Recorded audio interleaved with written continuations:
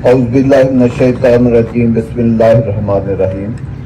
تمام حاضرین محفل کو میری طرف سے ویلکم. السلام علیکم. میں چھوٹی چھوٹی باتیں تو کافی فیصل ماطلہ سٹی کے بارے میں ہوگی، میں ایک دو باتیں صرف کروں گا. ایک یہ ہے کہ جو انٹرنل ہم فیصل ماطلہ سٹی میں کر رہے ہیں، اور پھر اس کے ساتھ میں آپ کو بتاؤں گا کہ اس کی کنیکٹیوٹی ہم کیسے کیسے باقی چیزوں کے ساتھ کریں گے.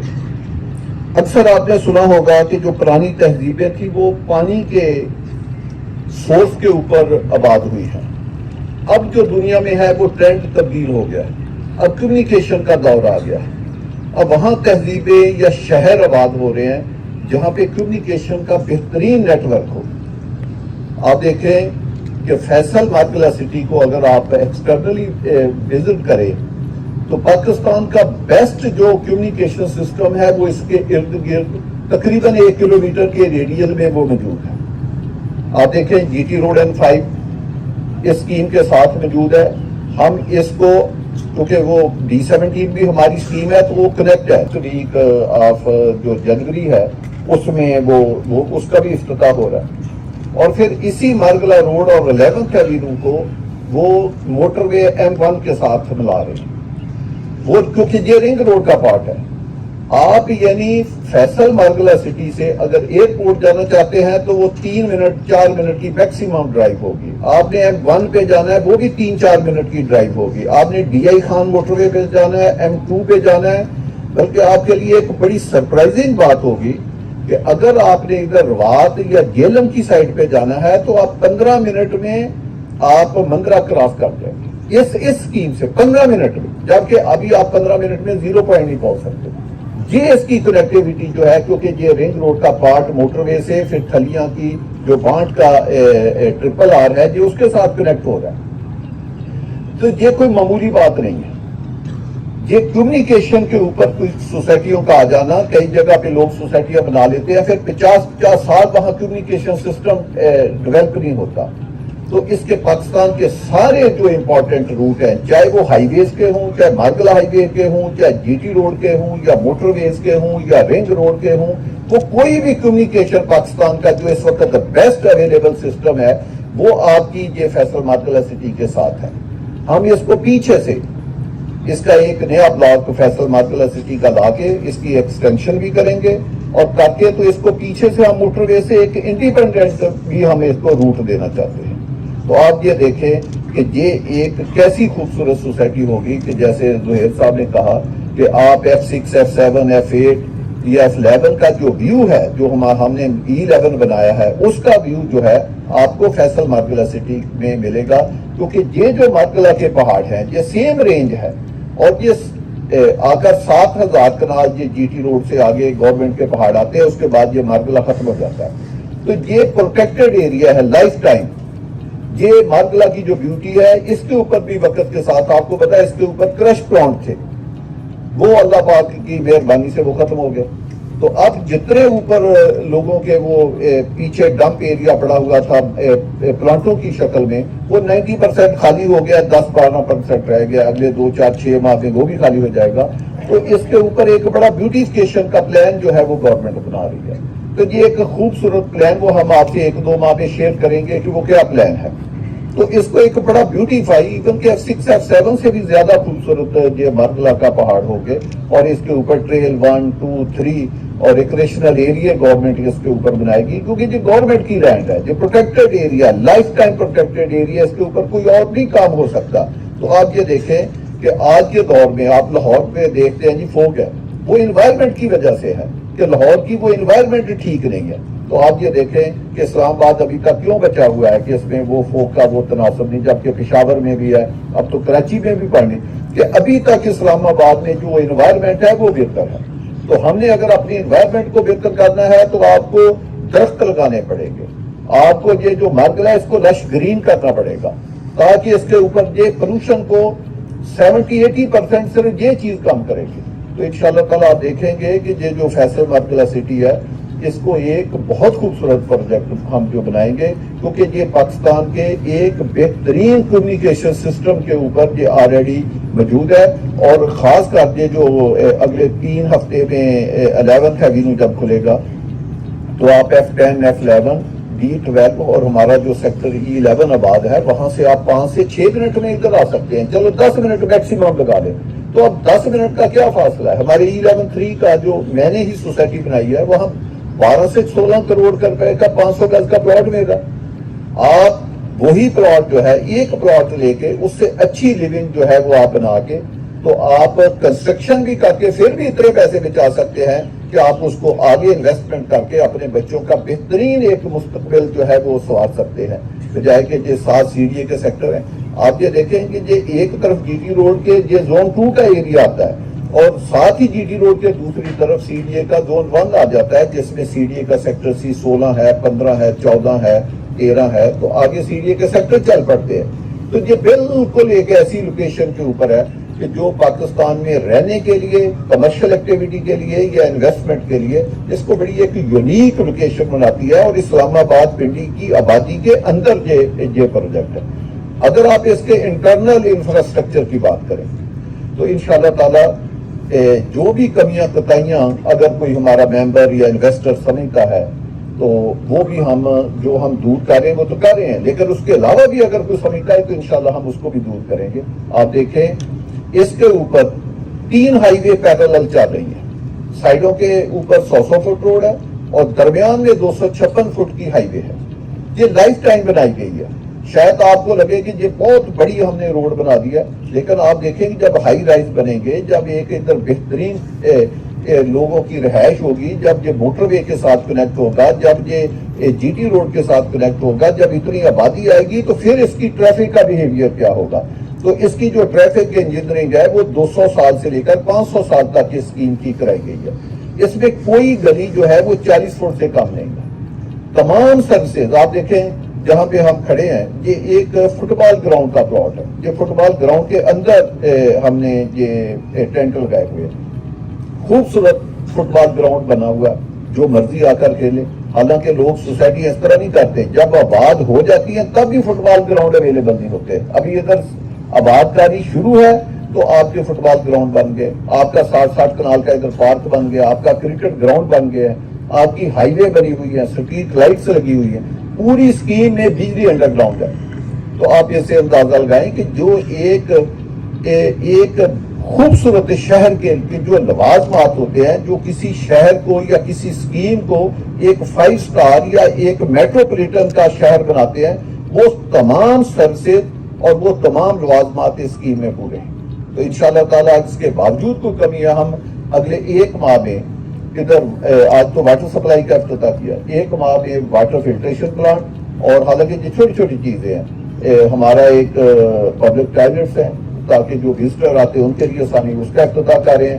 اس کے 3 سے 4 ماہ میں ہمارا آفس جو ہے وہ تیار ہو رہا ہے، اور جامعہ مسجد ممتاز علی خان جو اسد ممتاز خان صاحب ہیں، وہ FMC کے ڈائریکٹر بھی ہیں مین، اور ان کے والد صاحب کے نام پہ بنا رہے، اس میں 6000 نمازی نماز پڑھ سکتے ہیں۔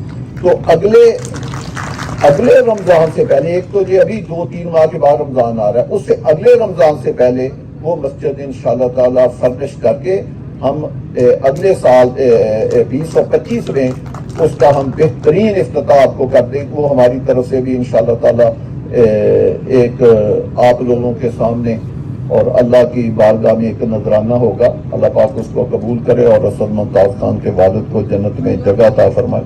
تو وہ ایک بہترین تحفہ ہوگا ہمارا ریزیڈنٹ کے لیے۔ اس کے علاوہ ایک مسجد جہاں پہ ہم کھڑے ہیں، اس کے ساتھ ہمارے بھائی ہیں اپنا کاشف عباسی صاحب، وہ ایک بہترین مسجد بنا رہے ہیں۔ لیکن ہم جو اپنی مسجد ہے یہ بہت سپیڈ سے انشاءاللہ تعالیٰ آپ کو بنا کے دیں گے، اور پھر ہم ایک اور فیسلٹی اپنے ریل اسٹیٹ برادری کے لیے بھی لا رہے ہیں۔ ایک ہے کہ جو ہم نے پلاٹ بیچ دیے ہیں، کیونکہ اب ہم یہ سمجھتے ہیں کہ جو ریل اسٹیٹ کا بزنس ہے یہ اگلے 1-2 ماہ میں بہت زیادہ اوپر جائے گا، بے شک حالات جیسے بھی۔ ہم نے کبھی کسی محکمے سے، کسی ادارے سے کبھی گلہ شکوہ نہیں کیا۔ آپ نے مجھے دیکھا ہے، میری 30-32 سال کی ہسٹری ہے، میں نے اس 30-32 سالہ ہسٹری میں کسی گورنمنٹ کے محکمے کے خلاف ایک لفظ نہیں بولا, ایک پریس کانفرنس نہیں کی. اور ایون کہ یہ جو اسٹیل کی باتیں کر رہے ہیں, میں اس کو سمجھتا ہوں, تنقید تو نہیں کرتی, قیمت بہت زیادہ. مجھے آج پاکستان میں کوئی گورنمنٹ کا ادارہ ایک بات بتائے جو سردار طاہر کو اس کے اوپر واقعی کام کرنا چاہیے. کوئی ایک گورنمنٹ کا ادارہ داد و شمار لے کر دے کہ آج کے دن میں پاکستان میں اسٹیل کی کنزمپشن کیا ہے. جب اسٹیل کی کنزمپشن ہی نہیں ہے تو پھر اس کی کاسٹ کیوں زیادہ ہے؟ تو آپ اکنامک سارے لوگ جانتے ہیں, تو اس کا سپلائی اور ڈیمانڈ کے ساتھ تعلق ہوتا ہے. تو جب پاکستان میں ڈیمانڈ ہی کوئی نہیں ہے, سپلائی ہے, تو پھر قیمتیں کیوں زیادہ ہے؟ کرش کی قیمتیں کیوں زیادہ ہے؟ سیمنٹ کی قیمتیں کیوں زیادہ ہے؟ تو یہ عوام الناس کو ایک میرا خیال ہے کہ اگر سردار صاحب گورنمنٹ کے لوگوں کو یہ ریکویسٹ کرتے ہیں کہ وہ ان کے جو محکمے ہیں وہ ان کے اوپر اس کو دیکھیں اور کہ اس کی ڈیمانڈ اور سپلائی کے اصول کے تحت کریں, تو اس میں میرا خیال ہے 30-40% قیمتیں جو کنسٹرکشن کاسٹ ہے یہ کم ہو سکتی ہے, کیونکہ اس وقت ملک میں کنسٹرکشن بہت کم ہو رہی ہے.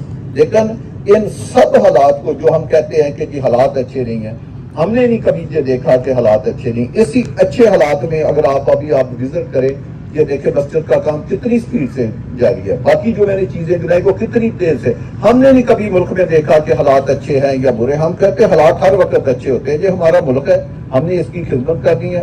آپ لوگ ان چکروں سے باہر نکلے. حالات پاکستان کے بالکل بہترین ہیں, اور 1-2 ماہ کے بعد تو پراپرٹی میں بہت ہی زیادہ بوم آنے والا ہے. اور FMC تو ایک ایسا پروجیکٹ ہے جو میں کہتا ہوں کہ آپ نے E11 میں پلاٹ لینا ہے یا F10 میں لینا ہے, F11 سے لینا ہے, اس سے بہتر ہے کہ آپ 500 گز کا پلاٹ ادھر لے کر گھر بنائیں. آپ کی ٹوٹل جو کاسٹ آنی ہے 30% میں آپ گھر بھی بنا سکتے ہیں اور 60% پیسہ پھر آپ بچا سکتے ہیں, کیونکہ یہاں آپ کو پلاٹ کی قیمت یہاں جو 15-16 کروڑ آپ نے لگانا ہے, اس سے 2.5 کروڑ روپے میں آپ کا جب پلاٹ آ گیا تو آپ نے ایک بہت بڑی رقم جو ہے وہ سیو کر لی, اور وہ سیو رقم میں سے آپ اپنے بچوں کے لیے بڑی آپ اپنی خواہشیں جو ہیں وہ پوری کر سکتے ہیں.